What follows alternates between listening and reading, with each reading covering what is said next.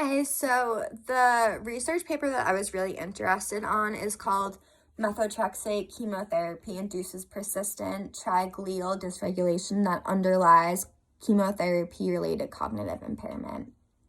So the overarching question of this study focuses on what, in terms of glial cells, underlies cognitive impairment that is a result of chemotherapy. So specifically, the researchers investigated if methotrexate alters oligodendrocytes' lineage cell population, as well as the effect methotrexate has on myelin-forming cells. This study is relevant because previous research has proven chemotherapy exposure causes white matter injury within the brain, and certain agents that can cause white matter injury, such as methotrexate, have been previously associated with long-term cognitive impairment. So it is really important for researchers to investigate the effects of methotrexate exposure for future cancer patients, specifically young children.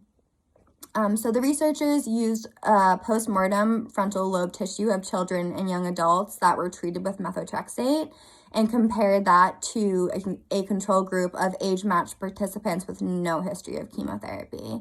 So this study is a between subjects design. And to further investigate chemotherapy exposure effects on myelin-forming cells in children, the researchers created a juvenile mouse model with a high dose of methotrexate.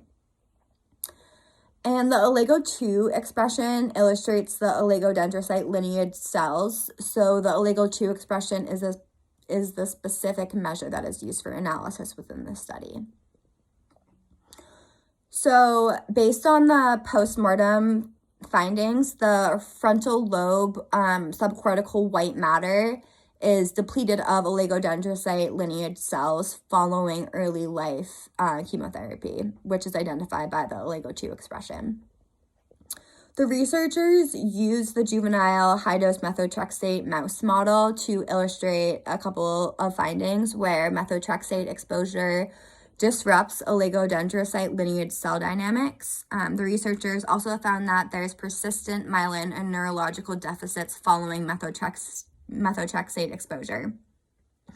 There's a disruption of the microenvironment that drives the differentiation of the oligodendrocyte precursor cells.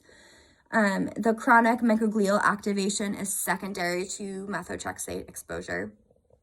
So methotrexate has a secondary effect of inducing chronic microglial activation. The chemotherapy exposure activated microglial facilitates astrocytes reactivity.